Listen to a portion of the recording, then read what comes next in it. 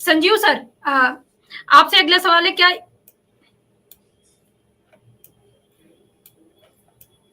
Sir आवाज आ रही है आपको? पहुंच रही मेरे पास।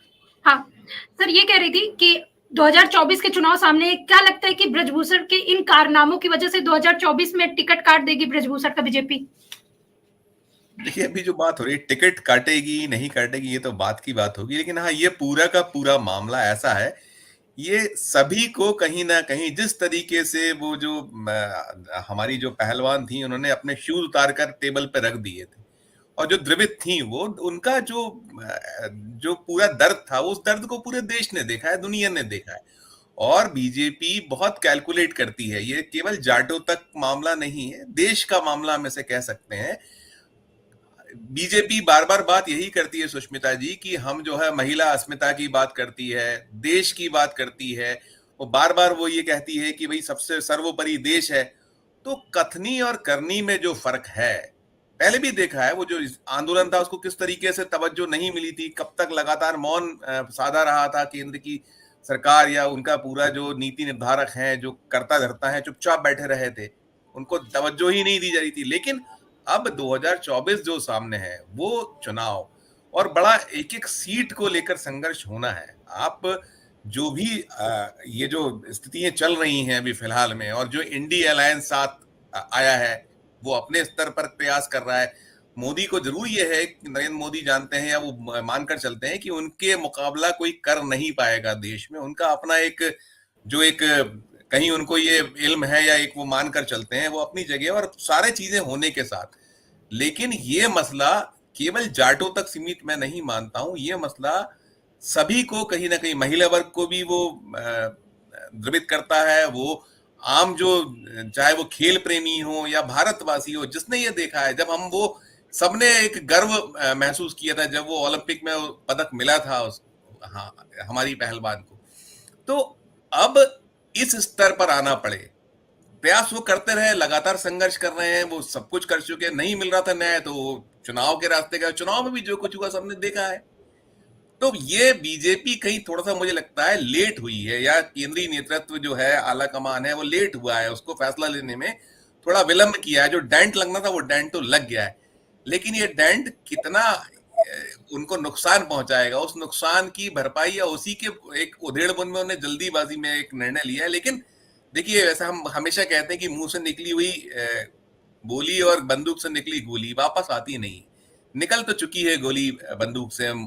ये अब कहीं ना कहीं जो जो थोड़ा सा एक मन में भाव रखता है, जो आप भारतीयता की बार बार बात करते हैं, या आप जो बार बार ये कहते हैं महिला हमारे लिए अस्मिता का बातें करते हैं, उसके उत्थान की बातें करते हैं, तो ये सब चीजें ऐसी हैं कि नुकसान तो कहीं ना कहीं पहुंचाएंगी, कठिनाई तो पैदा करने वाली हैं। उसी की भरपाई का प्रयास किया, लेकिन कितनी भरपाई होगी इसको लेकर, जो निकल चुका है अभी, वो उसको पैबंद लगाने में तो थोड़ा सा मुश्किल पैदा होगी। सुष्मिता जी। सर, मध्य प्रदेश में ऐसा चल रहा था कि इस बार कुछ तो बदलेगा, 18 साल में कुछ तो बदलेगा, लेकिन बदला क्या? फिर आई बीजेपी। हालांकि मामा मायूस हुए, लेकिन वजह क्या रही है कि जब हर जगह हवा बनी हुई थी, पेशाब कांड हुआ, सोशल मीडिया में लगातार चीजें चली, उसके बावजूद भी बीजेपी आ जाती। वजह क्या रही है? कहीं ना कहीं इनकी कमी रही है। जिस तरह से नरेंद्र मोदी प्रधानमंत्री खुद रैलियां कर रहे थे, जितनी रैलियां कर रहे थे, उस हिसाब से आपको लगता है विपक्ष ने किया था? नहीं, देखिए, अगर यही सब होता, कांग्रेस ने यही चीजें अगर जो बीजेपी जो करती है, बीजेपी आप जो कह रही थी कि क्यों नहीं कांग्रेस या विपक्ष क्यों नहीं करता, ये एक बड़ी कमी है। वो इश्यूज को कैसे खड़ा कर लेते हैं। अभी आपने कहा कि वो जो इतने सारे सांसदों का निलंबन हुआ, उन्हें लोकसभा से बाहर किया गया, सदन से बाहर किया गया, वो इशू पर पूरे का पूरा इशू धरा रह गया, और वो केवल एक जो मिमिक्री था वो पूरा मसला बन गया। तो ये दिक्कत यही है यहाँ पर कि ये नहीं कर पाते हैं। और ये फैक्ट है कि मध्य प्रदेश, छत्तीसगढ़ या राजस्थान की आप बात कर रही थी, तीनों ही राज्यों में जिस तरीके का एक सीन था, उस सीन के बाद मध्य प्रदेश भी पूरी तरीके से ये दिखता था कि यहाँ लोग नाराज हैं, जनता नाराज है, इश्यूज हैं। ये चीज छत्तीसगढ़ में भी दिखती थी, ये चीज जो राजस्थान में भी दिखती थी। ठीक है, वहां दोनों जगह सरकारें थी, उन सरकारों ने भी वो सारे काम किए थे जो वापसी करा सकते थे, जो फ्रीबीज की बात होती, पूरा का पूरा एक स्थिति थी। लेकिन सब कुछ होने के बाद वोट नहीं मिल पाया, और वोट ना मिल पाने की वजह अब क्या है, इसमें कई सारी शंकाएं कुशंकाएं तमाम उठाई है। कांग्रेस तो लगातार जो उसकी एक आरोप रहा है कि ईवीएम में कहीं गड़बड़ी रही है, ईवीएम ने हमें हरा दिया। अभी भी आज भी कांग्रेस लगातार यही बात बार बार कर रही है कि ये जो जनादेश जनता द्वारा दिया गया आदेश नहीं है, ये ईवीएम का आदेश है। तो वो तो अपनी एक अलग मसला है, लेकिन ये बिल्कुल फैक्ट है सुष्मिता जी कि कांग्रेस या विपक्षी जो दल हैं वो इश्यूज को उसको उस तरीके से भुनाने में कामयाब नहीं हो पाते। यहाँ मध्य प्रदेश में आप पूछ रही हैं, तो मध्य प्रदेश में कमलनाथ, दिग्विजय सिंह वो आपस में द्वंद्व कर रहे थे, झगड़े कर रहे थे।